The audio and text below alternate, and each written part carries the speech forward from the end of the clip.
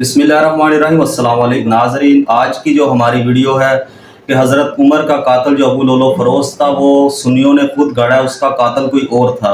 ये आज की वीडियो का टाइटल है और इसका जवाब जो है वो क्या देते हैं इंजीनियर मोहम्मद अली मिर्ज़ा साहब। और बिना टाइम वेस्ट किए चलते हैं वीडियो की जानब।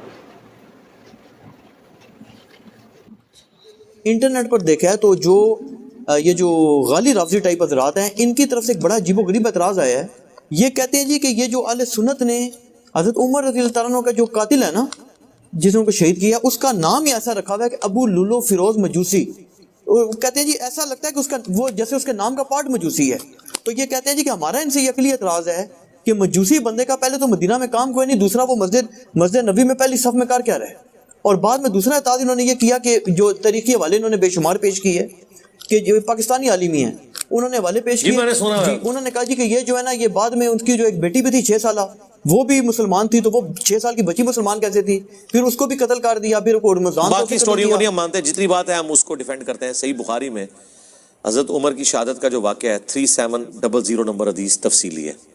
उसमें जब हज़रत उमर को ज़ख्म लगा तो उन्होंने पहला सवाल ये किया कि ये मेरे पे हमला करने वाला मुसलमान है या काफिर। तो बताया गया मजूसी गुलाम है, काफिर है। तो उन्होंने अल्लाह का शुक्र अदा किया कि मेरी वजह से कोई मुसलमान जहन्नम में नहीं जाएगा, क्योंकि एक मुसलमान का दूसरे को कत्ल करना जहन्नम में ले जाने वाला अमल है। तो ये बुखारी के अंदर ही मौजूद है कि वो मजूसी था।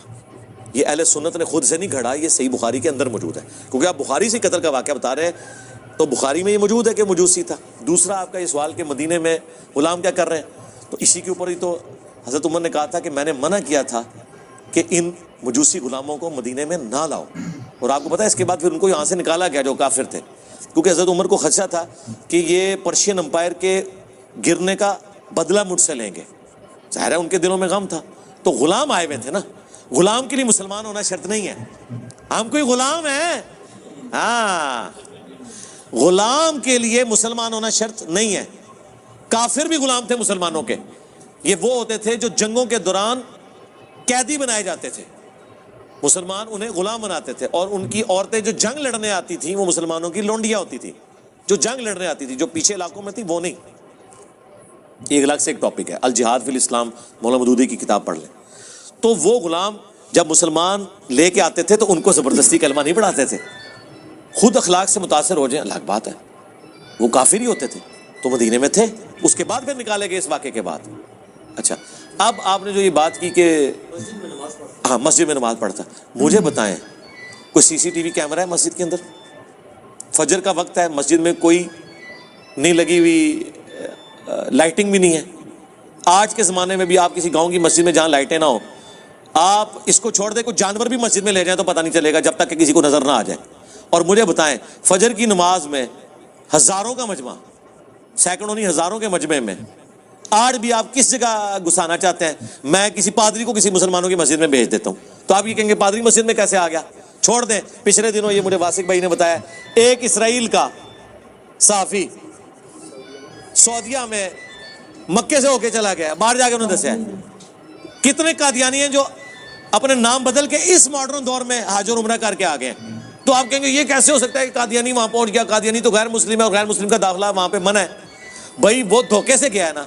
और इस मॉडर्न दौर में अगर धोखे से मस्जिद में कोई जा सकता है तो उस जमाने में तो आप जो मर्जी करवा लें मस्जिद के अंदर। ये तो नहीं था कि मस्जिद में चेकिंग होती थी, पहले बूथी देखी जाती थी, हूं तो अंदर जा। आज नहीं देखी जाती। मुझे बताएं आज के इस दौर में क्या आप किसी गैर मुस्लिम को, जिसका हुलिया श्री रविशंकर कितना खूबसूरत है, जिसने वो जाकिर नाइक से मुनाजरा किया है, जिसने वो मुनाजरा नहीं देखा हुआ, यकीन करें उसको किसी मज़ार पे आप पगड़ी बना के बिठा दें, लोग उसके हाथ भी चूमेंगे, है हिंदू है, पता ही नहीं चलेगा। हाँ वो संदूर लगा के बैठेगा तो शायद लोग पहचान लें, उसके बगैर तो नहीं पहचानेंगे। तो ये इतराज़ ही बिल्कुल कितनी गैर इल्मी बातें हैं कि हमें पता लग गया। इस तरह के फजूल इतराज़ात करते हैं। ओजी अली भाई ने कहा जनाब कि जी वो उस ज़माने में दरवाजे नहीं होते थे, तो दूसरी तरफ वो हदीस सुनाते हैं कि जी बाग का दरवाज़ा था, दस्तक हुई।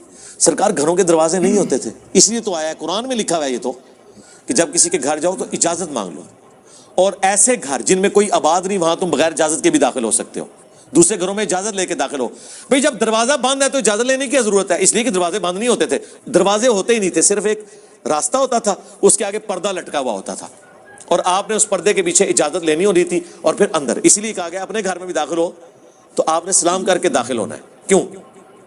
ورنہ تو دستک ہی کافی ہوتی ہے اٹینٹیو کرنے کے لیے. اس لیے کہ دوسرا بندہ تو اجازت لے کے داخل ہوگا، عام بندے کو اجازت کی ضرورت نہیں، تو السلام علیکم کہہ کے داخل ہو، تاکہ اگر گھر کے لوگ کسی آکورڈ پوزیشن میں ہیں تو اپنے آپ کو پہلے ہی درست کر لیں. تو واقعی اس زمانے میں دروازے نہیں ہوتے تھے.